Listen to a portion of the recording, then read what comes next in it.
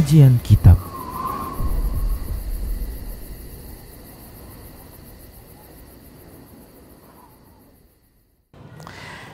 Assalamualaikum warahmatullahi wabarakatuh. Innal hamdalillah nahmaduhu wa nasta'inuhu wa nastaghfiruh wa na'udzu billahi min shururi anfusina wa sayyiati a'malina may yahdihillahu fahuwal muhtadi wa may yudlil falan tajida lahu waliyyan mursyida. Asyhadu an la ilaha illallah wahdahu la syarika lah wa ashhadu anna Muhammadan abduhu wa rasuluh alladzi la nabiyya ba'dah. Wa qala Allah subhanahu wa ta'ala ya ayyuhalladzina amanu taqullaha haqqa tuqatih wa la tamutunna illa wa antum muslimun.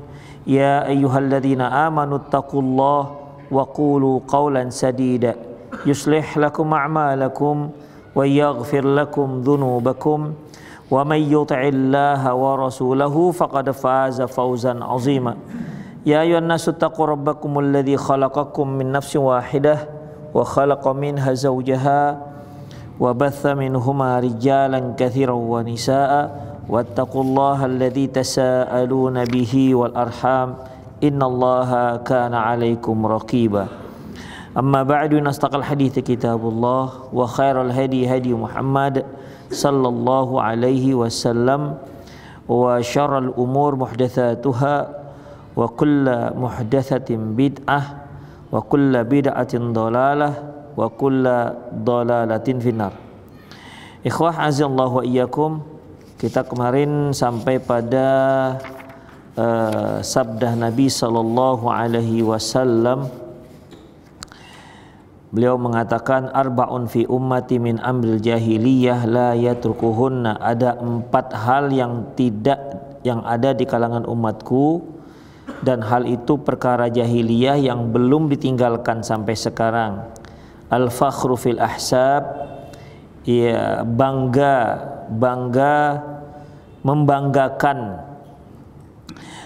membangga-banggakan keturunan ataupun keluarga. Wa ta'nu fil ansab, mencela nasab. Wastisqa'u bin nujum, dan meminta hujan kepada nujum, yaitu bintang. Wan niyahatu 'alal mayyit, dan meratapi mayit.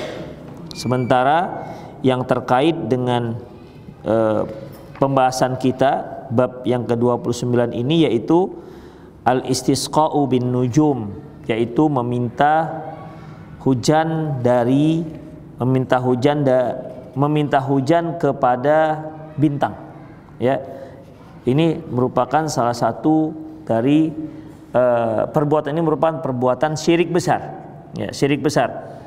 Ada beberapa kaitan antara bintang ataupun bintang dengan hujan. Apabila hujan tersebut diminta dari bintang, ayyutlabal ghaits minan nujum, apabila bintang itu yang dimintai untuk menurunkan hujan, fahuwa syirkul akbar. Ini berarti syirik besar. Yang kedua, ayusabbiba inzalul matar ilaiha ba'da nuzul. Yang kedua, apabila diyakini kalau bintang itu muncul, maka bintang itulah penyebab turunnya hujan. Ini juga syirik besar, karena bintang itu tidak menyebabkan apapun, ya, tidak menyebabkan apapun, baik hujan maupun kemarau dan lain-lainnya. Yang ketiga, innamaz zamanul matar wala alaqata laha fi inzal.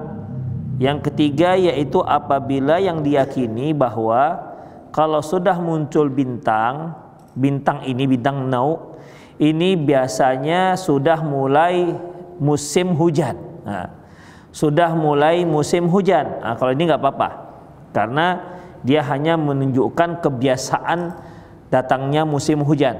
Tidak ada hubungannya dengan bintang tersebut. Ya seperti kalau kita lihat kalau mendung, nah ini biasanya kalau sudah hari musim mendung, ini biasanya sudah musim hujan misalnya, itu tidak ada apa-apa ya. Tapi kalau dikaitkan bahwasanya bintang itulah yang menurunkan hujan, bintang itulah penyebab turunnya hujan, apalagi sampai diminta bintang supaya menurunkan hujan, ini semua merupakan syirik besar. Kemudian ikhwah,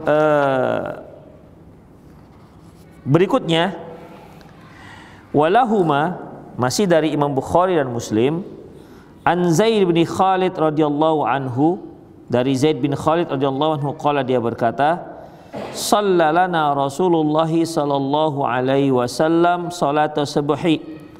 Nabi sallallahu alaihi wasallam mengimami kami salat subuh bil Hudaybiyah, di daerah Hudaybiyah.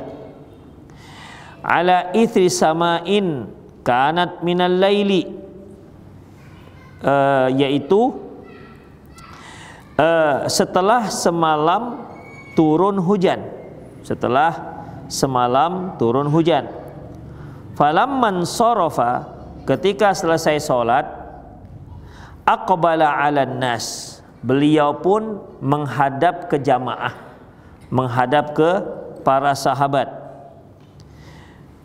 Kemudian faqal, dan berkata, hal tadruna madza qala rabbukum, apakah kalian mengetahui apa yang dikatakan oleh Tuhan kalian? Qalu Allah wa rasuluhu a'lam. Para sahabat mengatakan Allah dan Rasulnya lah yang tahu. Summa qala, beliau mengatakan, asbaha ibadi mu'minun bi wa kafirun. Pagi ini ada di antara hamba-hambaku yang beriman dan ada pula yang kafir. Fa amma man qala mutirna bi fadlillah wa rahmatih. Adapun mereka yang mengatakan hujan diturunkan berkat karunia Allah dan rahmat Allah, fadzalika mu'minun bi kafirun bil kaukab. Orang ini berarti beriman kepadaku dan kafir kepada bintang. Maksudnya kafir kepada bintang ini bukan tidak percaya dengan bintang, tapi tidak percaya bahwasanya bintang itu yang menurunkan hujan. Itu maksudnya. Ya kalau kita mengingkari bintang, bintang ada muncul, ada di depan kepala. Jadi dikatakan kafir terhadap bintang itu, kita kafir mengingkari kalau bintang yang menurunkan hujan. Itu ikhwah. Dan kalau bintang yang penyebab turunnya hujan, apalagi kalau sampai meminta bintang untuk menurunkan hujan. Fa amma man qala mutirna bi fadlillahi wa rahmatih. Adapun mereka yang mengatakan bahwasanya turun hujan dikarenakan karunia dan rahmat Allah, fadzalika mu'minun bi kafirun bil kaukab. Berarti dia adalah orang yang beriman kepadaku dan ingkar terhadap bintang. Wa amma man qala mutirna bin nau'i kadza wa kadza. Adapun orang yang mengatakan bahwasanya hujan itu diturunkan karena bintang ini dan bintang itu, fadzalika kafirun bi mu'minun bil kaukab. Berarti dia adalah orang yang kafir kepadaku dan beriman kepada bintang-bintang. Itulah matan hadis yang disebutkan dalam sarah ini, dalam matan kitab tauhid. Kita perhatikan ikhwah rahimanallahu wa iyyakum, ada hal-hal yang bisa kita simpulkan dari hadis ini, ya, yang intinya adalah terkait dengan masalah bintang yang menurunkan hujan. Ketika Rasulullah Sallallahu Alaihi Wasallam mengimami salat subuh bil Hudaybiyah, di daerah Hudaybiyah, kita tahu bahwasanya kedatangan Rasulullah Sallallahu Alaihi Wasallam di daerah Hudaybiyah itu adalah sebagai sebagai orang yang musafir, dan ini rombongan. Artinya ikhwah, kalau kita bepergian rombongan, maka tetap disunahkan kita untuk sholat berjamaah. Kalau kita dapat masjid, alhamdulillah. Tapi kalau nggak dapat masjid, boleh kita turun dari kendaraan atau istirahat sebentar, dan kita tetap disunahkan untuk sholat berjamaah. Lantas apakah Takbir, apakah adzan? Ya, adzan juga disunnahkan. Ya, tetap disunnahkan adzan bagi orang-orang yang musafir di mana di sana tidak ada masjid. Itu ikhwah. Ya. Nah, di sini Rasulullah SAW salatnya mengimami salat subuh lagi. Ya. Jadi tetap disyariatkan untuk salat berjamaah. Adapun kalau dia salat sendiri-sendiri juga tak masalah. Ya, karena mereka adalah seorang para musafir. Tak apa-apa, tapi akan lebih afdol kalau salatnya berjamaah. Kemudian di sini disebutkan falamman sarafa aqbala alai 'alan nas. Setelah beliau selesai salat, artinya setelah salam, aqbala 'alan nas, beliau pun menghadap ke jamaah, ke makmum. Ini menunjukkan bahwasanya disunnahkan para imam itu setelah salat menghadap ke makmum. Demikian ikhwah, disunnahkan menghadap ke makmum. Ada beberapa hadis yang terkait dengan masalah ini, seperti hadis yang diriwayatkan oleh Imam Bukhari dari Samurah radhiyallahu anhu qala, dia berkata, kana Nabi sallallahu alaihi wasallam idza shalla salatan aqbala alaina biwajhihi. Nabi itu kalau selesai salat beliau menghadapkan wajahnya ke kami. Menghadapkan wajahnya ke kami. Hadis diriwayatkan Bukhari. Dalam riwayat Muslim dari Bara' bin Azib qala, beliau mengatakan, kunna idza shallaina khalfan nabi ahbabna an nakuna an yaminih. Kami itu kalau salat kami suka mengambil posisi berada di sebelah kanan Nabi sallallahu alaihi wasallam.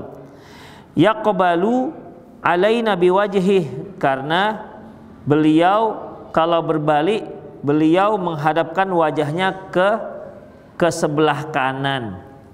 Demikian ikhwah. Jadi kebiasaan beliau menghadapkan wajah ke sebelah kanan. Jadi agak serong ke sebelah kanan. Itu dia. Makanya Rasulullah suka berada di sebelah kanan. Para sahabat suka sebelah kanan. Jadi kalau Rasulullah serong begini, para sahabat melihat Rasulullah itu full lihatnya, nggak hanya satu sisi wajahnya.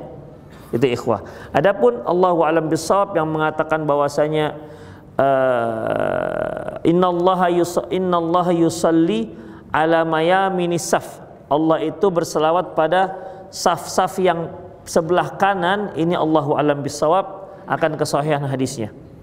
Jadi penyebab para sahabat itu suka memilih sebelah kanan karena mereka bisa langsung melihat semua wajah Rasulullah SAW. Kalau dia sebelah kiri, maka yang nampak hanya sebelah wajah Rasulullah yang sebelah kanan. Itu ikhwah. Ya. Taib. Kemudian itu muter ke kiri atau ke kanan atau bagaimana? Dan berapa lama? Apakah begitu assalamualaikum warahmatullahi wabarakatuh set muter langsung atau gimana? Ikhwah azallahu wa iyyakum. Pertama, para ulama Ibnu Qayyim mengatakan bahwasanya dengan beberapa hadis yang beliau sebutkan, bahwa beliau mengatakan bahwasanya Rasulullah SAW itu ya kalau muternya terkadang muter ke kanan, terkadang muter ke kiri. Jadi boleh imam makmum itu setelah sholat dia menghadapkan wajahnya ke makmum itu tuh muternya ke kiri atau muternya ke kanan. Yang nggak ada tuh ke atas. Berarti rolling berarti. Nah itu yang nggak ada. Dah. Jadi rahimallahu wa iyyakum, tetapi beliau katakan bahwasanya yang terbanyak itu ke kanan. Karena memang Rasulullah sempat pernah mengatakan sebagaimana dalam sebuah hadis, karena Rasulullah SAW yuhibbut tayammun. Rasulullah itu suka mendahulukan yang sebelah kanan. Fitana ulihi, di saat dia memakai sendal. Watarajjulihi, dan di saat beliau bersisir. Watatahurihi, dan di setiap beliau bersuci. Wa fi sya'nihi kullih, dan di semua urusan beliau. Semua urusan beliau itu secara umum lebih suka mendahulukan yang kanan. Adapun yang kiri itu perlu dalil-dalil khusus. Seperti apa ikhwah kiri? Istinja, ya, istinja, ya, beliau menggunakan sebelah kiri. Apalagi? Masuk kamar mandi kaki kiri. Apalagi? Keluar masjid kaki kiri, oke, apa lagi? Melepas sandal, melepas baju, melepas celana? Iya. Ya kan nggak mungkin antum bisa sekali dua kan? Kalau kain sarung gimana? Melepas kain sarung. Sebelah kiri juga, nggak usah lompat sekali dua. Ya, sebelah kiri. Demikian ikhwah. Jadi yang dipakai itu memakai dengan mendahulukan yang kanan, dan yang ketika dilepas itu mendahulukan yang kiri. Itu ikhwah rahimanallahu wa iyyakum. Jadi dalam masalah ini,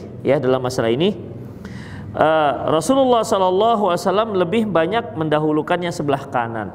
Makanya para sahabat tuh banyak seringnya ke kanan, karena mereka biasanya Rasulullah itu muternya ke kanan. Baik, berapa lama antara salam dengan muter? Kira-kira berapa lama? Apakah setelah selesai takbir 33 kali? Para ulama menyebutkan beliau sallallahu alaihi wasallam mulai bergerak berputar menghadap makmum sekitar setelah membaca Allahumma antas salam wa minkas salam tabarakta ya zal jalali wal ikram, baru beliau muter. Ya, baru beliau muter. Apa hikmahnya beliau muter menghadap ke makmum? Ikhwah, beliau memutar menghadap ke makmum. Pertama ikhwah, beliau adalah orang yang sangat perhatian dengan para sahabat, sehingga kalau beliau menghadap ke makmum, beliau bukan sibuk zikir, tapi beliau juga melihat-lihat para sahabat dan terkadang bertanya, mana si fulan kok sudah lama nggak nampak, begitu. Dan beliau ingat sahabat-sahabatnya. Ya, itulah Rasulullah yang beliau lakukan. Yang kedua yaitu untuk ketika beliau ingin memberikan pesan-pesan. Nah, seperti ini nih, ya kan? Seperti ini nih. Falamman sarafa aqbala 'alan nas. Ketika beliau selesai salat, beliau pun menghadap ke jamaah, faqala, dan berkata, hal tadruna madza qala rabbukum? Tahu nggak kalian apa yang dikatakan oleh Tuhan kalian? Kira-kira ada sahabat yang akan tahu ini? Apa jawabannya? Ya kan nggak ada sahabat yang dapat wahyu. Apakah Rasulullah nggak tahu kalau sahabat nggak tahu? Gimana ikhwah? Kalau saya tanyakan, akhi, antum tahu apa isi hati saya? Nggak tahu, nggak ada yang tahu. Demikian ikhwah, nggak ada yang tahu. Terus kenapa Rasulullah bertanya? Udah jelas sahabat nggak tahu.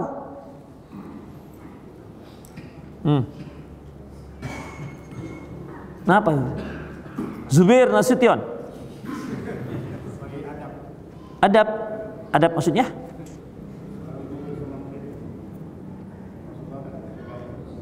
Enggak. Ayo.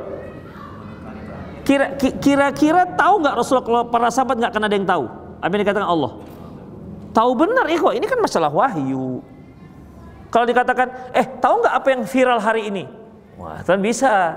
Saya yang tahu, tapi kalau masalah tahu nggak kalian apa yang dikatakan Allah? Ya tentunya tahu nggak ikhwah?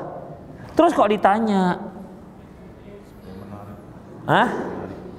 Itu dia, itu berpas. Ya, ini salah satu cara ataupun uslub Rasulullah SAW untuk menarik perhatian para thalabul ilmi, para sahabat, karena dia akan memberikan sesuatu, akan menyuguhkan sesuatu yang berfaedah, yang bermanfaat, dan ini butuh fokus perhatian.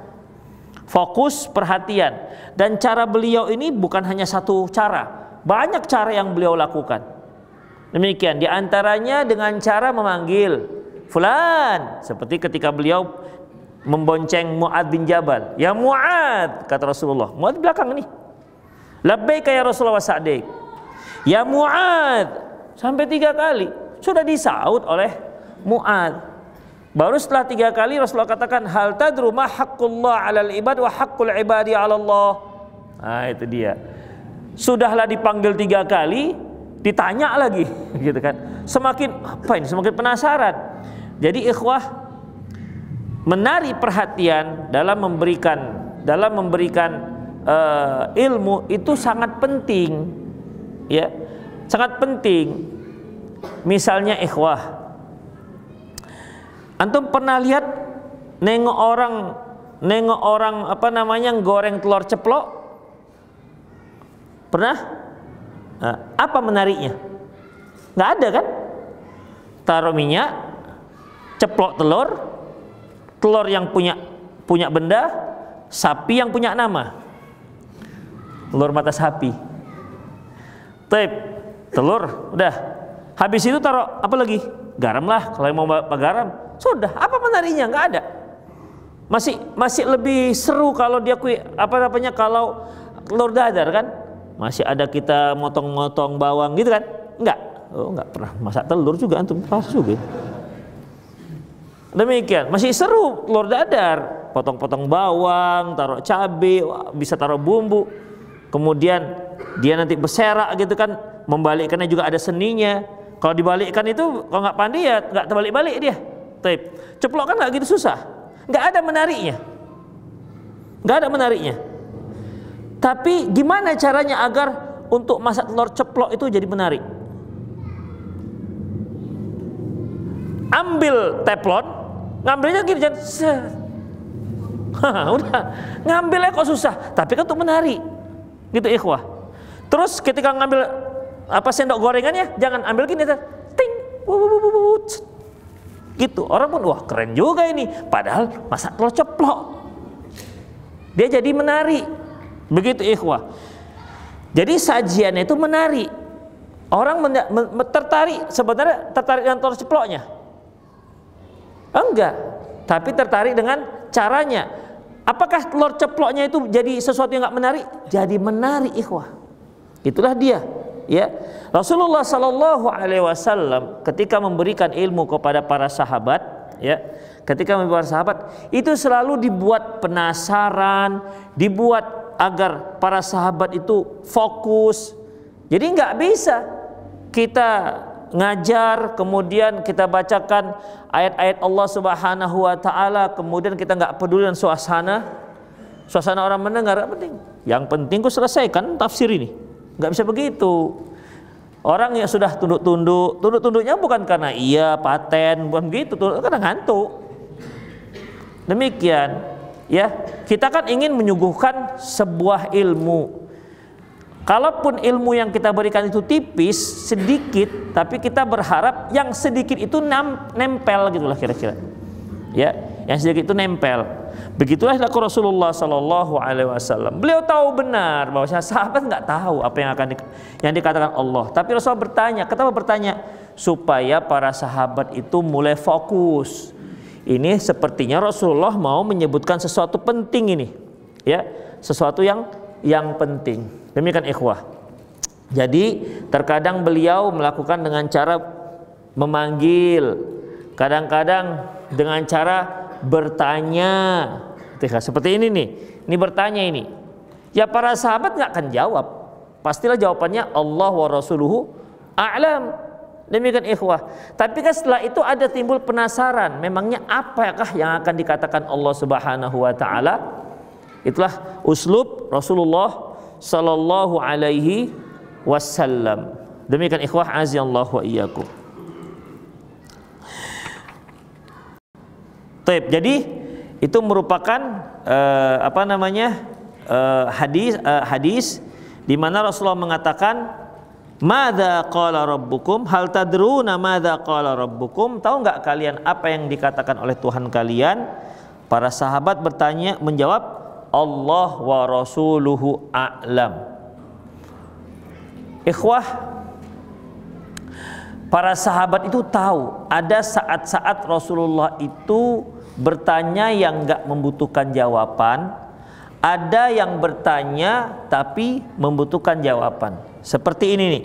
Hal tadruna madza qala rabbukum? Tahu enggak kalian apa yang dikatakan Tuhan kalian?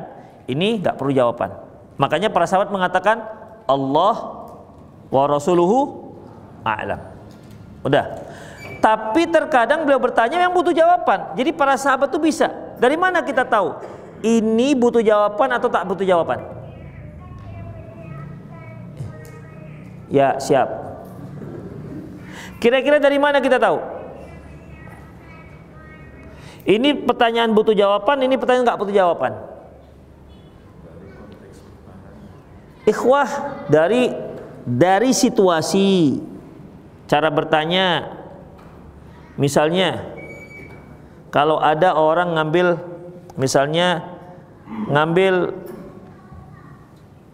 duit kita lah. Kita di sini ada duit kita, diambil orang-orang. Kita tanya, ente tahu nih punya siapa? Perlu dijawab? Enggak. Jawabannya apa? Pulangkan aja udah gitu. Enggak perlu. Loh, udah tahu nanya kan buat jengkel kalau begitu, ikhwah. Itu enggak perlu ditanya, enggak perlu jawaban. Pulangkan duitnya, gitu aja sudah. Karena itu duit dia. Ente enggak tahu nih duit siapa. Kan pertanyaan, intonasi kan pertanyaan. Tapi nengok dari mimiknya, itu udah mau menggigit itu, udah mau marah dia. Demikian, dari situasi, dari intonasi, dari konteks pertanyaan itu bisa diketahui. Demikian ikhwah. Makanya orang yang paling faham dengan hadis Rasulullah adalah para sahabat. Kenapa? Karena mereka berada di tempat tersebut ketika Rasulullah menceritakan sabda-sabdanya kepada para sahabat. Kalau kita kan hanya membaca cerita melalui hadis, di mana kita nggak tahu bagaimana situasinya, di mana kita nggak tahu bagaimana intonasi Rasulullah Sallallahu Alaihi Wasallam dalam memberikan wejangan-wejangannya. Itu ikhwah rahimanallah wa iyyakum. Ya, jadi seperti misalnya Rasulullah ketika bertanya, sebutkan, tahu nggak kalian sebuah pohon syajarah kal mu'min, sebuah pohon seperti orang mukmin, la taskut waraqatuha, di mana daunnya tak pernah jatuh dan gugur. Rasul bertanya, tahu nggak kalian ada sebuah pohon yang itu seperti orang mukmin. Pohon ini ciri-cirinya, jadi diberikan cluenya. Pohon itu ada, kalau pohon itu punya daunnya tak pernah gugur. Itu perlu jawaban. Jadi nggak bisa Allah wa Rasulullah alam, nggak bisa. Antum pas dalam ruang-ruang ujian gitu kan, ujian akhir semester, nomor 1 nggak tahu, Allahu alam. Nomor 2 Allahu alam. Nomor 3 Allahu alam. Minimal kan Allahu alam itu nisful ilm, setengah ilmu, dapat limpul. Demikian, ya nggak berlaku di situ karena itu memang pas dalam situasi ujian. Demikian ikhwah, dalam situasi ujian. Nah, di sini Rasulullah Sallallahu Alaihi Wasallam sedang memberikan pertanyaan, tapi pertanyaan itu bukan untuk jawaban, hanya untuk menarik perhatian para sahabat akan ilmu yang akan beliau berikan setelah itu, ya, akan ilmu yang beliau berikan setelah itu. Qala, beliau mengatakan, asbaha ibadi mu'minum bi wa kafirun. Ya, pada pagi ini ada umatku yang masih mukmin dan ada juga yang sudah kafir. Loh, kenapa pagi ini tiba-tiba Rasulullah mengatakan? Kenapa kok tiba-tiba pagi ini? Pagi-pagi kemarin kok nggak ada cerita. Kenapa kok pagi-pagi ini? Hah? Iya, karena tadi malam turun hujan. Kalian tengok tuh sebelumnya ceritanya. Jadi ini bukan sekedar tertulis, kan ceritanya. Shalla salata subhi bil Hudaybiyah ala ithis samai minal laili. Rasulullah itu salat subuh di mana tadi malam itu turun hujan. Nah, turun hujan. Sementara ada orang-orang yang kafir gara-gara turun hujan. Kenapa? Kenapa? Karena meyakini turun hujan itu, yang menurunkan hujan itu adalah bintang. Itu konteksnya, makanya beliau menyatakan ini. Jadi kalau kenapa kemarin nggak ada bilang, kenapa kok baru bilang ini? Dikarenakan tadi malam itu turun hujan. Dan bintang nau itu keyakinan orang-orang jahiliyah pada waktu itu kaitannya dengan turun hujan. Makanya beliau mengatakan ini. Asbaha ibadi mu'minum bi wa kafir. Pagi ini ada hambaku yang mukmin dan ada juga hambaku yang kafir. Adapun yang mengatakan kita telah turun hujan karena karunia dan rahmat Allah, maka dia beriman kepadaku. Yang mengatakan hujan turun karena bintang ini, maka dia telah kafir kepadaku. Itu ikhwah rahimanallah wa iyyakum. Kemudian yang bisa diambil juga dari hadis ini, yaitu bahwasanya Allah Subhanahu wa taala memiliki sifat berbicara. Dari mana taunya ikhwah? Madza qala rabbukum? Madza qala rabbukum? Apa yang dikatakan oleh Tuhan kalian? Ikhwah, seperti yang kita ketahui, berita dari syariat kita itu ada dua jenis firman Allah. Pertama, firman Allah yang disebutkan dalam Al-Quran, ya. Yang kedua, firman Allah yang disebutkan melalui hadis. Adapun firman Allah yang di dalam Al-Quran ini pasti valid akan kebenarannya. Barang siapa mengingkarinya satu huruf saja, maka dia jatuh kepada kekufuran. Adapun firman Allah yang disebutkan dalam hadis disebut hadis qudsi. Adapun hadis qudsi ini ikhwah, bisa hadisnya sahih, bisa juga hadisnya dhaif, bakal hadisnya bisa palsu. Demikian ikhwah, ya. Adapun perbedaan antara hadis qudsi dengan firman Allah Subhanahu wa taala, yaitu apa ikhwah? Kalau hadis qudsi, kalau firman Allah, Rasulullah menyampaikan dengan lafaz dan maknanya dari Allah. Adapun hadis qudsi, lafaznya, maknanya dari Allah dan redaksinya dari Rasulullah Sallallahu Alaihi Wasallam. Kalau hadis qudsi, beliau kalau firman Allah itu dibaca berpahala, walaupun kita tidak tahu apa maknanya. Makanya kalau kita baca Alif Lam Mim, berapa pahala yang kita dapati? 30. Rasulullah katakan, la aqulu alifun harf wal lamul harf wal mimu harf. Aku tidak katakan alif satu huruf, lam satu huruf. Aku nggak katakan alif lam mim harf. Aku nggak katakan alif lam mim itu satu huruf, tapi aliful harf, lamul harf, mim harf. Kalikan 10, berarti 30. Padahal apakah kita tahu apa arti mana alif lam mim? Gak ada yang tahu sampai sekarang. Demikian. Apa arti alif lam mim? Jadi walaupun kita nggak mengetahui apa yang kita baca, maka pahalanya sudah mengalir. Adapun hadis qudsi, kita berpahala nggak membacanya? Berpahala nggak kira-kira? Hah? Nggak pahala. Pulanglah kita kalau gitu, kalau ada hadis qudsi, nggak ada pahalanya. Kita membaca hadis qudsi, dia akan dikatakan berpahala apabila kita sedang mempelajarinya. Kalau Al-Quran kita mempelajarinya, lebih besar lagi pahalanya. Karena Al-Quran itu intinya, tujuannya adalah hudal linnas, sebagai petunjuk bagi manusia. Manusia itu tidak akan mungkin bisa mendapatkan petunjuk kalau dia nggak mempelajari Al-Quran. Sekedar membaca, ia dapat pahala, tapi dia belum bisa dapat petunjuk hingga dia memahami apa isi Al-Quran. Barulah Al-Quran itu bisa menjadi petunjuk. Itu ikhwah. Ya seperti rambu-rambu lalu lintas yang ada di pinggir-pinggir jalan dengan berbagai macam simbol-simbol. Kalau kita nggak paham apa maknanya, ya nggak jadi petunjuk. Paling kita katakan ini rambu, ini rambu, ini rambu. Ketika dia katakan belok kanan ada coretan merah, kita kira belok kanan. Dia nggak tahu coretan merah.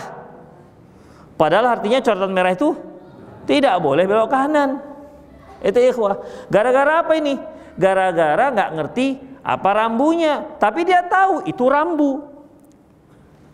Itu ikhwah, dia tahu itu rambu, dia tahu Quran ini rambu, tapi gimana caranya? Ya Anda harus pelajari itu Al-Quran biar menjadi petunjuk. Demikian ikhwah, lebih besar lagi pahalanya. Ya, lebih besar lagi pahala. Beda halnya dengan hadis qudsi. Itulah ikhwah rahimanallah wa iyyakum. Di sini Allah mengatakan asbaha ibadi. Ini Allah yang mengatakan, hambaku pagi hari ini ada yang kafir dan ada yang mukmin. Itulah ikhwah rahimanallah wa iyyakum. Berarti Allah itu memiliki sifat berbicara. Ikhwah, sifat Allah itu ada sifat fi'liyah dan ada sifat zatiyah. Sifat zatiyah itu sifat yang selalu, sifat yang tidak terlepas dari Allah, seperti al-ilmu. Al-ilmu itu bisa Allah lepas dari ilmu? Gak bisa. Bisa seperti al-qudrah, berkuasa, kekuasaan. Gak bisa lepas kudrah itu dari Allah. Tapi Allah itu punya sifat turun, seperti nazala rabbuna ila sama'id dunya fi sudul lail akhir. Allah turun ke langit dunia di sepertiga malam terakhir. Bisa nggak turun ini lepas dari Allah? Apakah Allah ini harus turun terus begitu? Enggak, itu dikatakan sifat fi'liyah. Kalau Allah mau, Allah akan turun. Kalau Allah tak mau, dia tidak akan turun. Sama dengan ucapan. Allah punya sifat bicara. Itu bukan berarti Allah itu bicara terus seperti Muhammad sedang ngomel. Enggak. Sifat fi'liyah itu kapan Allah mau, Allah akan bicara. Kapan Allah tak mau, Allah tidak akan bicara. Beda halnya dengan sifat zatiyah. Sifat zatiyah seperti Allah maha melihat, Allah maha mendengar. Kalau Allah mau, Allah melihat. Kalau nggak Allah mau, Allah kedip mata gitu. Kalau Allah mau, Allah mendengar. Kalau Allah nggak mau, Allah nggak mendengar gitu. Gitu cara memahaminya? Enggak. Demikian ikhlas, enggak. Ya, apalagi contoh sifat zatiyah apalagi? Coba ya di sini Bapak ini biar nggak tidur. Yuk, sebutkan 10 aja. Dua sifat zatiyah. Yuk. Yang di sini sifat fi'liyah ya, 2. Yuk, ini banyak nih, udah main kroyok ini di sini. Yuk. Sifat fi'liyah 2, zatiyah 2. Apa? Iya, Allah agung. Apa bisa Allah kadang agung, kalau nggak mau dia nggak agung gitu? Nggak bisa. Apa sifat agung itu apa? Bahasa Arabnya apa? Azim. Oke, apa lagi? Satu lagi. Maha tinggi, al-ali. Betul, itu sifat zatiyah, maha tinggi. Baik, selesai. Ini lagi nih, kelompok B. Sifat fi'liyah 2.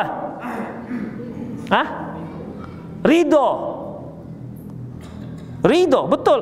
Kalau Allah mau, Allah ridho. Kalau Allah mau, Allah tidak ridho. Gitu kan? Apalagi? Menciptakan. Kalau Allah mau, Allah ciptakan. Kalau Allah mau, tidak ciptakan. Masya Allah, udah bisa aja. Pulang aja, suruh pulang. Jadi itu ikhwah, itulah dia. Orang-orang Asy'ari menyatakan mereka nggak terima ini. Karena apa? Karena kalau sifat-sifat seperti itu nanti kadang ada, kadang enggak. Sesuatu yang kadang ada, kadang enggak itu berarti baharu katanya. Ya kan? Berarti itu baharu. Allah punya sifat bicara. Kalau Allah bicara berarti sebelum bicara Allah tidak bicara. Sebelum Allah bicara berarti Allah tidak bicara. Berarti bicara ini sesuatu yang baru karena sebelumnya tidak ada. Gitu ikhwah. Nah, itu mereka katakan bahwasanya nggak bisa ini dipakai. Itu ikhwah, cara seperti itu. Jadi ini tentu pemahaman yang keliru. Ikhwah rahimanallah wa iyyakum. Seperti kalamullah, Al-Qur'an kalamullah, Al-Quran kalamullah ghairu makhluk. Al-Quran itu ucapan Allah, tidak makhluk. Al-Quran ciptaan Allah, tidak makhluk. Baik. Saya baca ya. Inna a'tainakal kautsar. Itu ucapan Allah apa ucapan saya?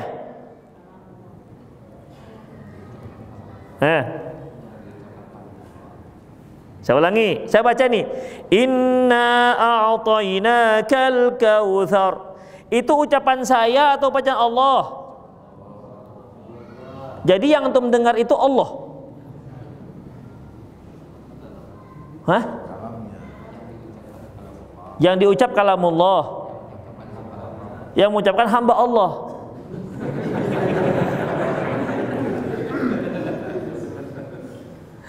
Ikhwah rahimanallah wa iyyakum. Begini.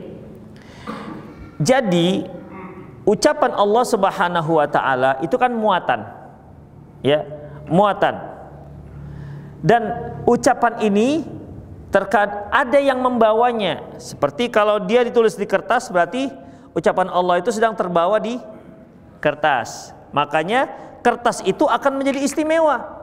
Kalau antum punya kertas putih biasa, antum buang ke got, antum buang ke tong sampah, silahkan, tidak masalah. Tapi ketika antum menuliskan Bismillahirrahmanirrahim, bisa antum buang ke tong sampah kertas itu? Nggak bisa lagi, karena di situ dia sedang membawa kalamullah. Demikian, sedang membawa kalamullah. Itu ikhwah. Contohnya, antum kasih tahu ke abang ini ya. Siapa nama antum? Wan. Iwan. Pak Iwan. Saya besok mau ke Kampung Lalang. Antum ceritakan ke dia. Ke abang ini. Cepat. Itu antum ceritakan, antum ucapkan, sampaikan ucapan saya itu ke dia. Dah, ilah antum pula yang mau pergi, saya yang pergi, bukan antum mau pergi. Salah udah.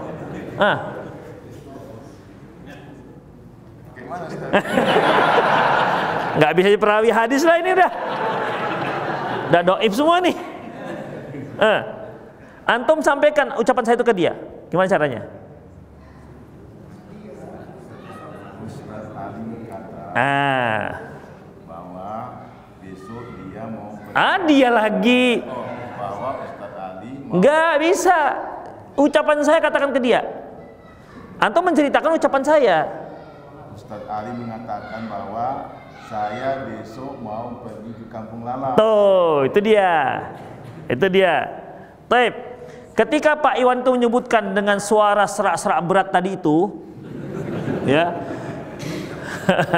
udah, itu suara siapa? Suara saya atau suara Pak Iwan? Suara Pak Iwan. Suara Pak Iwan itulah yang sedang membawa ucapan saya. Isinya adalah saya mau pergi Kampung Lalang. Saya pergi Kampung Lalang itu ucapan saya, tapi dibawa oleh suara Pak Iwan yang serak-serak berat tadi itu. Demikian ikhwah, ya, itu dia. Coba antum kabarkan ke ikhwah itu.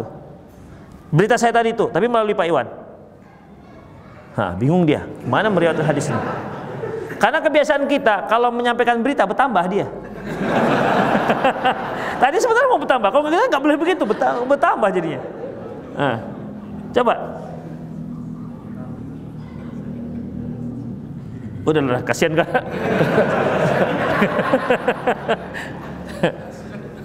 Demikian ikhwah. Jadi itulah dia. Suara Pak Iwan tadi itu membawa berita dari saya. Berita dari saya itu saya mau besok pergi Kampung Lalang.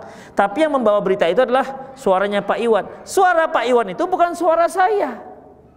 Bukan suara saya. Beda suara Pak Iwan dengan suara saya. Yang suara saya itu sudah kenal. Tapi kalau suara Pak Iwan tadi memang suara dia, tapi di dalamnya itu ada ucapan saya. Itu ikhwah. Demikian juga ketika kita mengucapkan inna a'tainakal kautsar, itu suara-suara saya. Suara-suara saya. Tapi isinya adalah ucapan Allah Subhanahu wa taala. Makanya di saat itu, di saat saya mengucapkan itu, saya nggak boleh berada di WC. Padahal suaranya makhluk apa enggak? Makhluk, suara saya itu makhluk. Tapi isi daripada yang dibawa oleh suara saya itu adalah ucapan Allah Subhanahu wa taala yang tidak makhluk. Begitu ikhwah. Makanya misalnya kita punya HP. HP ini boleh nggak kita hempas atau kita buang? Boleh, tapi nggak boleh lah. Mubazir. Hah? Oh, mungkin orang kaya lah, orang kaya berat begitu kan. Dibantingnya HP-nya, dimasukkan dalam septic tank, atau dibawa ke WC lah, nggak usah dirusak, dibawa ke WC. Gak ada masalah HP masak WC, dibawa masuk ke WC. Tapi ketika kita tampilkan lembaran Al-Quran di situ, maka pada saat itu tidak boleh masuk WC. Kenapa? Karena ini HP sedang membawa ucapan Allah Subhanahu wa Ta'ala. Dia menjadi mulia. Dia menjadi mulia. Tapi ketika dia sudah tidak ditampilkan, gelap dia, maka dia tidak lagi tidak lagi mengapa, karena statusnya sudah sama seperti HP biasa. Ya sama seperti tadi, kalau kertas tadi kita tulis pakai bismillah, pakai pensil, kemudian kita usap, tak ada lagi bismillahnya, sudah boleh dibuang. Begitu ikhwah rahimanallah wa iyyakum. Jadi dalam masalah ini ya, setiap yang mulia, Quran itu merupakan kalamullah yang mulia, maka semua yang membawa kalimat Allah itu dia menjadi ikut mulia. Ya, dia menjadi ikut mulia. Allahu a'lam bissawab. Baik. Kita lanjutkan satu hadis lagi. Walahuma min hadis Ibnu Abbas radhiyallahu anhuma ma'nahu. Dan masih diriwayatkan oleh Bukhari Muslim dari Ibnu Abbas yang artinya yang semakna. Wa fihi, dan di dalamnya, wa qala ba'duhum, sebagian orang mengatakan, laqad sadaqa nu'un kadza wa kadza, sungguh telah benar bintang ini dan bintang itu. Fa anzalallahu hadhil ayah, maka Allah pun menurunkan ayat ini, fala uqsimu bimawaqi'in nujum, lalu aku bersumpah dengan tempat-tempat beredarnya bintang-bintang. Wa innahu laqasamul law ta'lamuna 'azim, dan sesungguhnya itu benar-benar sumpah yang besar sekiranya kamu mengetahui. Innahu laqur'anun karim fi kitabim maknun, sungguh Al-Quran yang sangat mulia dalam kitab yang terpelihara. La yamassuhu illal mutahharun, tidak ada yang menyentuhnya selain hamba-hamba Allah yang disucikan. Tanzilum mir rabbil alamin, yang diturunkan dari Tuhan seluruh alam. Afa bihadzal hadisi antum mudhinun, apakah kamu menganggap remeh berita dari Quran ini? Taj'aluna rizqakum annakum tukadzibun, kamu diberi rezeki dan kamu terima dari Allah, justru engkau mendustakannya. Jadi yang terkait dengan ini, taj'aluna rizqakum, Allah yang memberi kalian rezeki, artinya yang menurunkan hujan itu Allah. Annakum tukadzibun, tapi kalian malah mendustakan Allah. Seharusnya kan tuh membenarkan dan beriman kepada Allah Subhanahu wa Ta'ala. Jadi Allah yang memberi rezeki kalian hujan, tapi malah kalian kafir kepada Allah Subhanahu wa Ta'ala dengan mengatakan bahwasanya yang menurunkan hujan itu adalah bintang. Itulah ikhwah rahimanallah wa iyyakum. Ada yang mau bertanya, dipersilakan. Untuk sementara yang bertanya melalui 10813 di apa dulu? Mati HP-nya. Ada yang mau bertanya, langsung silakan ikhwah. Ya. Ya.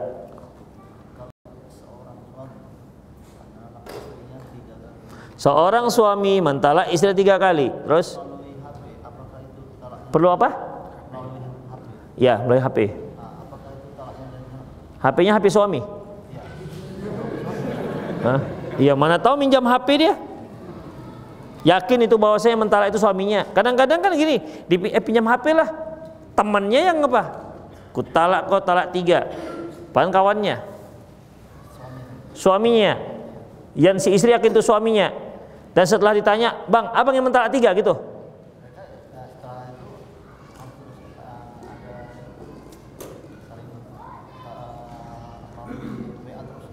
Oh, artinya jawab-jawaban lah begitu. Berarti si istri yakin bahwasanya itu suami juga yakin itu adalah talak dia. Ikhwah rahimanallah wa iyyakum, perhatikan. Ikhwah, tulisan itu merupakan lambang bunyi bahasa. Coba perhatikan. Saya tulis begini nih. Set, set, set. Itu lambang itu kan? Apa bunyinya? A. Itu kan? Saya buat begini. Set, set, set. Apa bunyinya? B. Saya buat begini. Set. Apa bunyinya?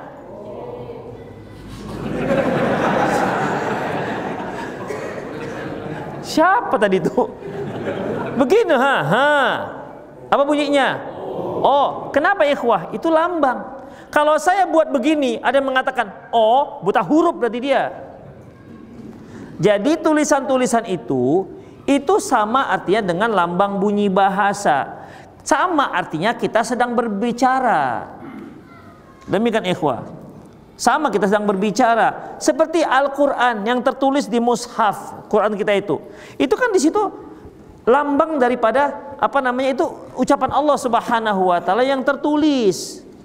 Yang tertulis di sana. Padahal tulisan tintanya tulisan siapa?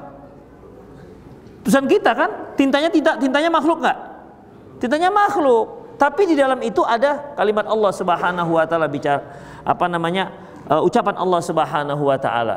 Jadi kalau seorang suami menjatuhkan istrinya talak melalui HP, suami mengakui itu adalah WA dia, istri juga tahu itu WA suami, maka jatuhlah talaknya. Jatuhlah talaknya. Walaupun dari HP. Terkecuali yang jadi masalah adalah suami nggak mengakui. Bang, ini ada WA dari abang, telah mentalak saya. Betul dari abang? Ah enggak kok dek, siapa bilang? Nah, berarti masalahnya itu keraguan. Tapi ketika dikatakan, bang, betul nih abang yang menjatuhkan talak? Betul sekali katanya. Berarti jatuh talak. Itu ikhwah. Ya. Atau dia pakai selembar kertas. Tulisnya, udah istrinya di seberang jalan sana. Tulisnya dibuatnya pesawat-pesawat itu. Tulisnya, "Dek, engkau abang talak." Tulisnya dibuatnya pesawat, diginikannya. Set, terbanglah set kata istrinya. Tulisnya istrinya, "Dek, kamu abang talak." Jatuh nggak talaknya? Jatuh. Jatuh. Walaupun dia sudah terbang-terbang begitu, jatuh talaknya. Karena itu merupakan bahasa si suami. Itu maksudnya pertanyaannya. Atau di sebalik itu ada yang lain? Oh, adapun talak 3 dalam satu majelis, seperti si suami karena saking marahnya, "Dek, kamu abang talak ya, talak 1, 2, dan 3," misalnya begitu. Ya, itu kan 3 tuh. Maka yang jatuh 1, bukan 3. Begini ikhwah konsepnya. Boleh nggak kita mentalak seorang wanita yang bukan istri kita? Nggak bisa. Mana bisa? Ketemu istri tangga, "Kamu saya talak." Bisa? Nggak ada hubungan apa-apa kok mentalak. Jadi gimana? Kapan datanya talak? Talak itu sah ketika sudah terjadi suami istri yang sah. Artinya laki-laki perempuan ini kan sesuatu yang terputus. Terjadilah akad pernikahan.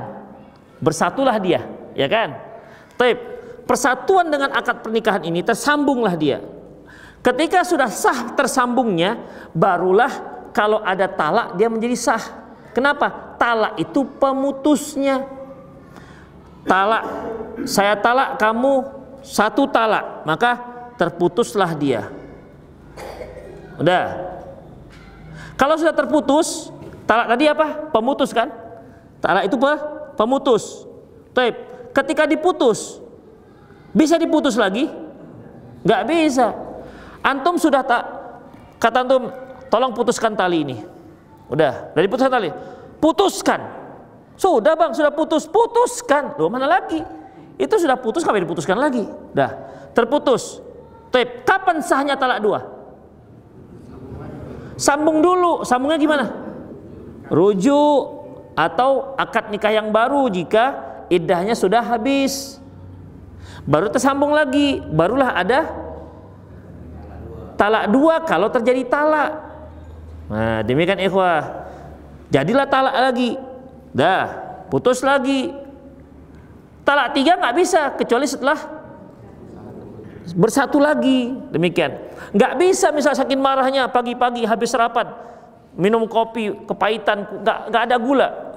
Gimana kau ini jadi istri? Masak kopi, buat kopi nggak pandai, nggak ada gula, taruh garam. Mau membunuh kau, misalnya begitu kan? Talak 1, udah pergi deh ke kamar. Balik lagi, dah. Sekarang talak 2.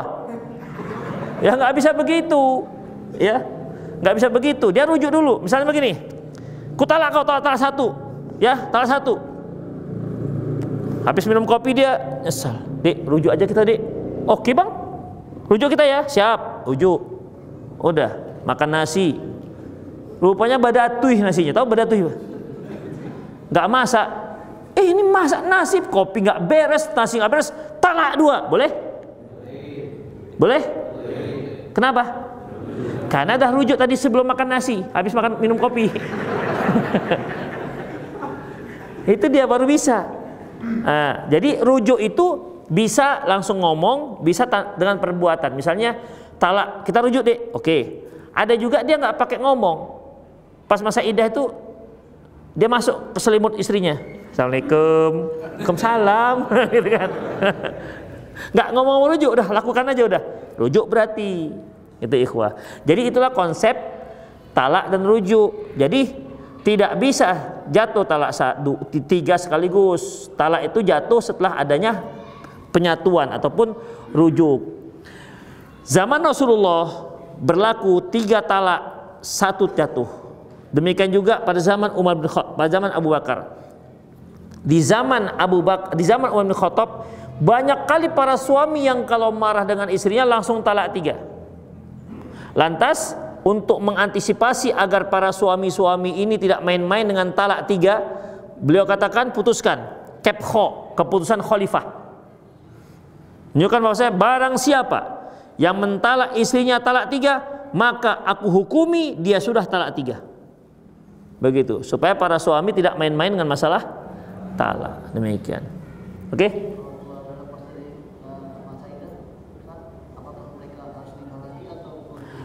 Kalau sudah habis masa iddah, maka dia harus akad pernikahan yang baru. Ya, jatuh talak. Maka wal mutallaqat yatarabbasna bi anfusihinna thalathata quru. Wanita-wanita yang ditalak maka dia menjalani masa iddah 3 kali haid. 3 kali haid. Setelah 3 kali haid, 3 haid itu bagaimana? Kalau dia jatuhkan ketika suci, haid, suci, haid, suci, haid, suci, berarti habislah masa iddahnya. Ketika dia masa haid yang ketiga, kemudian dia rujuk, berarti cukup rujuk saja, tidak perlu akad pernikahan yang baru. Udah, dan suami lebih berhak untuk rujuk karena posisinya masih sebagai istri. Wa bu'ulatuhunna ahaqqu biraddihinna in arada islaha. Dan suami mereka lebih berhak untuk mengambil istrinya kembali, rujuk pada istrinya kembali in arada islaha, jika memang dia ingin islah. Jadi dalam masalah ini, di masa iddah istri itu masih istri, suami masih suami. Jadi mereka masih, si istri masih punya hak untuk mendapatkan nafkah sandang, pangan dan papan. Itu ikhwah, masih nafkah. Saya tanya, di saat masa iddah, bolehkah istri berhias? Hah? Tadi enggak boleh, cuma nih. Tidak boleh apa? Boleh atau enggak? Kenapa boleh? Itu satu talak. Masih istri. Itu dia, masih istri. Disitulah masa-masa introspeksi. Mungkin selama ini suami itu melihat istrinya mau muntah aja bawaannya, mungkin karena mandi jarang misalnya. Tapi masa iddah kan udah mulai, ketika ditalak mungkin khawatirlah istrinya kan. Kemudian dia mulai mandi, dia mulai berhias, mulai pakai bedak lah dia, mulailah dia pakai lipstick yang warna-warna nude itu kan. Demikian ikhwah, mulailah agak cerah. Suami kan melihat, wah masya Allah sudah berubah istri, kita balik ya dek, siap kan gitu. Itu masa introspeksi namanya, masa untuk mengulas kembali apakah memang perlu diteruskan apa tidak. Tetapi kalau sudah selesai masa iddah, maka dia nggak bisa rujuk gitu aja. Dia harus akad pernikahan yang baru. Ketika dia mau melamar kembali istrinya, mantan istrinya, masuk laki-laki lain, kalah cepat dia, disalib oleh laki-laki lain, gimana? Ditekong gimana? Boleh, silakan, nggak apa-apa. Berarti ketika selesai masa iddah, si istri berarti sudah siap menerima proyek-proyek yang baru. Ya, siapa yang cepat, 4 gulipat, siapa yang dapat? Siapa yang cepat dia dapat. Kalau suaminya masih kepingin balik tapi ternyata kurang cepat, masuk laki-laki yang lain, ya sudah, gigit jarilah dia. Itu ikhwah. Makanya ada masa iddah, kasih kesempatan sang istri, suami untuk kembali atau istri untuk memperbaiki. Itu ikhwah. Itulah dia, ya. Oh, belum selesai juga lagi. Antum duduk sini, mereng-mereng sini, duduk sini. Duduk di situ. Saya mereng-mereng begini sini. Duduk, pikir.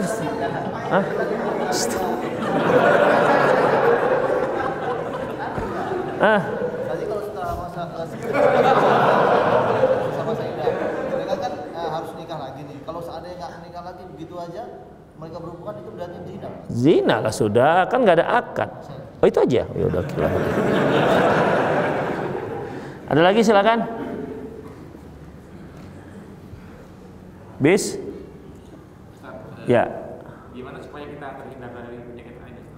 Ain. Terhindar dari penyakit ain.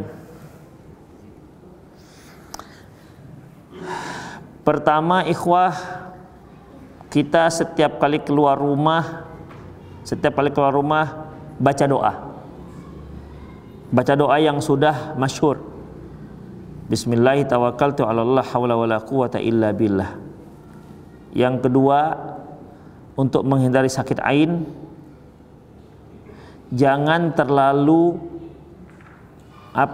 mengumbar kemewahan, karena nggak semua orang bisa tahu mengucapkan Masya Allah. Demikian ikhwah. Ya, kalaupun kita mau menunjukkan nikmat yang Allah berikan kepada kita, wa amma bi ni'mati rabbika fahadits, tunjukkanlah di depan orang-orang yang mengerti bagaimana cara melihat sesuatu yang menakjubkan. Tapi kalau untuk orang-orang awam, mereka hanya takjub tapi tidak menyebutkan nama Allah. Demikian ikhwah. Dan kita yang mengagumi sesuatu, ya kita ucapkan nama Allah Subhanahu wa taala, karena bisa saja ain itu dari kita. Bukan berarti kita memang sengaja membuat dia celaka, enggak. Karena kita yang mengucapkan kagum dengan tanpa mengucapkan Masya Allah, itu akan bisa merusak. Kita sadari atau tidak? Kita sadari. Demikian. Allahu a'lam bishawab. Ada lagi? Ya. Kalau mengobatkan salah satu ramuan itu ada tembakau. Tembakau terus? Dia disembur ke tempat yang sakitnya. Jadi ramuan itu salah satu ada tembakau. Tembakau.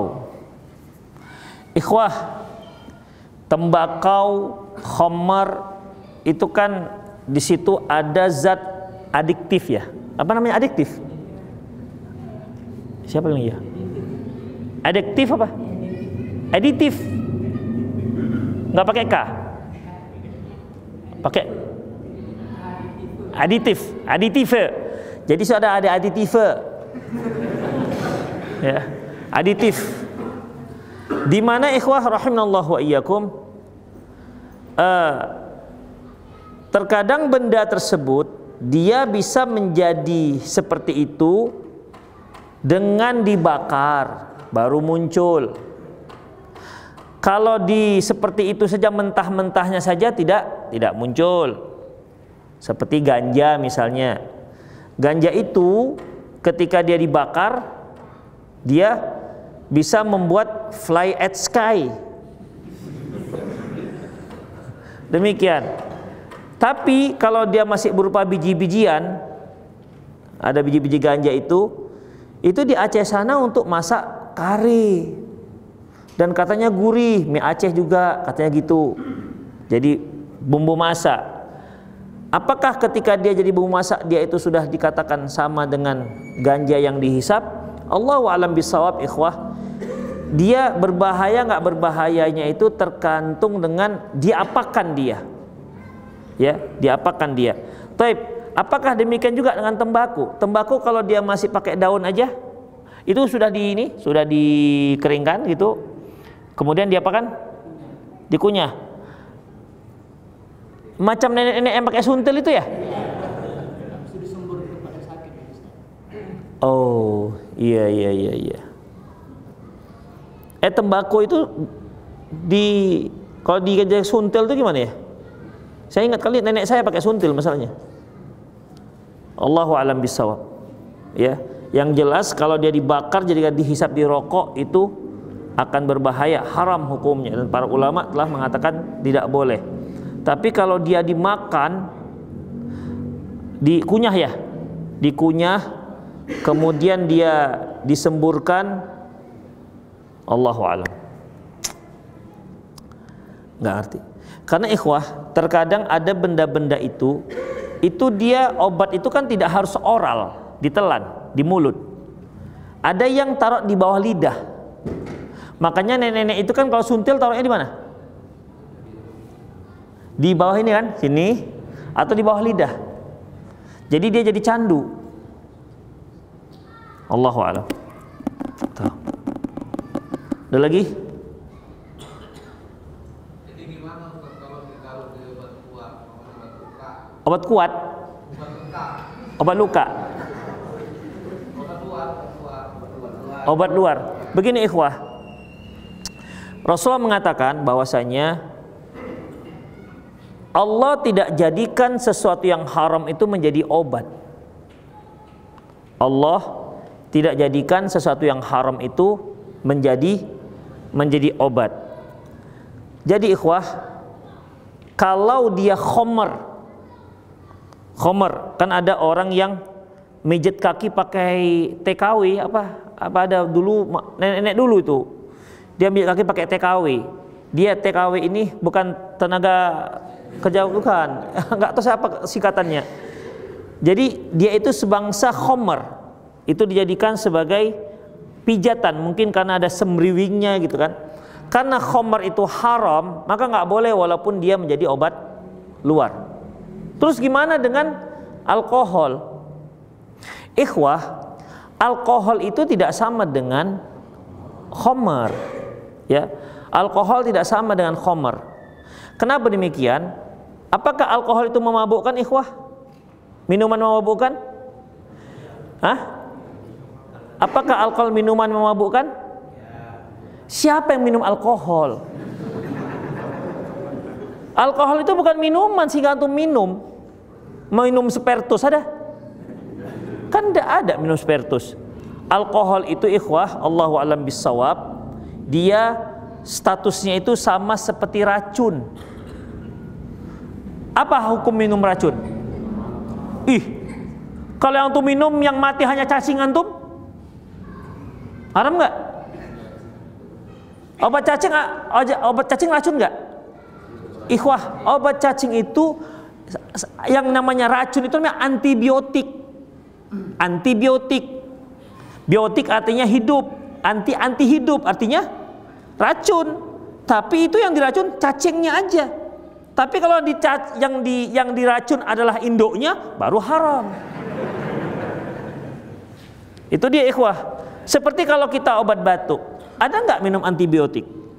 Ada, itu racun, namanya racun. Tapi yang diracuni hanya virus-virusnya, demikian. Jadi alkohol itu seperti racun. Ya kalau yang diracunnya itu bakteri-bakteri, yang nggak ada masalah. Tapi kalau yang diracun yang induknya ini manusianya, itu baru nggak boleh. Nah, demikian ikhwah. Makanya alkohol itu digunakan untuk obat luar karena tidak apa-apa. Seperti kan kalau ada orang yang lagi luka tuh, yang ini juga kalau swab untuk mau suntik kan di swab, ada kertas swab itu kan, itu alkohol, disuntik. Demikian. Kenapa boleh? Karena alkohol itu bukan benda yang haram. Kalau alkohol itu benda yang haram, qaliluhu wa kathiru haram, banyak sedikit hukumnya haram. Berarti antum nggak boleh minum obat yang ada alkoholnya, nggak boleh minum yogurt, nggak boleh makan tape. Itu dia akhirnya. Karena tape ada nggak ininya alkoholnya? Ada ikhwah. Yogurt itu kan probiotik ya. probiotik, dan itu ada fermentasinya dan itu ada alkoholnya. Makanya ada yang membagi alkohol itu etanol, metanol. Demikian juga ikhwah. Jadi kalau dia bendanya itu haram, jelas haram. Khamar misalnya, lemak babi misalnya, walaupun dia untuk pengobatan luar, bukan di dalam, kan ada pengobatan luar kan dalam. Untuk misalnya salah satu pengobat untuk supaya misalnya supaya lukanya cepat kering, oleskanlah lemak babi misalnya. Boleh nggak? Nggak boleh, kan itu sudah jelas haram. Khamar jelas haram. Tapi kalau alkohol, dia bukan zatnya haram. Dia sama seperti racun. Misalnya kita misalnya panu. Kenapa orang berpanu, ikhwah? Jamur, ada jamur. Kan mau dibasmi itu jamur. Ya kan? Apakah membasmi jamur dengan makan si orangnya disuruh makan racun tikus? Itu bukan jamur aja yang mati. Orangnya pun mati. Kemudian untuk membunuh si jamur ini gimana? Kan tentu anti jamur. Supaya mati nih jamur, itu berarti antibiotik dia, racunnya untuk si jamur. Demikian ikhwah. Jadi gak masalah, karena dia bukan zat yang haram. Demikian ikhwah. Bisa kira-kira dipahami? Demikian. Allahu a'lam bishawab. Nanti tanggal masalah ini, apakah tembakau itu zatnya itu yang haram, atau dia menjadi haram itu setelah dibakar seperti ganja tadi itu. Itu dia, munculnya zat yang merusak itu setelah dibakar atau bagaimana? Itu dia. Allahu a'lam bishawab. Makanya perlu ada penyelidikan, penganalisaan ulang lagi tentang masalah itu. Misalnya nih, antum digigit pacat, cet, ditarik-tarik kan nggak bisa tuh. Ambillah apa? Tembakau kan, taruhkan, lepas dia, mati pun ya kan. Nah, itu gimana jadinya? Haram tembakau, atau gimana gitu kira-kira. Demikian ya. Kalau begini, ada pacat, antum bakar rokok, digitukan di kulitnya, apa hukumnya? Haram, melepuh. Melepuh, haram, menyakiti diri sendiri nggak boleh. Jadi jangan cara itu. Saya pernah di kaki saya sebelah sini ada pacet, lagi semangat bertani waktu itu. Pacet masuk di kaki saya bawa pisau nih, pisau tajam, geram saya sama pacetnya. Saya tok, bacok, nggak apa-apa, pacetnya kaki saya yang berdarah. Pacetnya nggak apa-apa. Demikian. Ya karena geram kan, jadi begitu jadinya, melukai diri sendiri. Itu ikhwah. Ya Allahu a'lam bishawab. Udah, pulang kita. Ada lagi mau nanya? Bis? Ya, demikianlah ikhwah rahimanallahu wa iyyakum. Semoga bermanfaat. Aku qouli hadza wa astaghfirullah li wa lakum wa lisal muslimin innahu wal ghafurur rahim. Subhanakallah wa bihamdik asyhadu an la ilaha illa anta astaghfiruka wa atubu ilaik. Wa sallallahu ala nabiyina Muhammad wa ala alihi wa ashabihi ajma'in. Wa akhiru da'wana alhamdulillahi rabbil alamin. Assalamualaikum warahmatullahi wabarakatuh.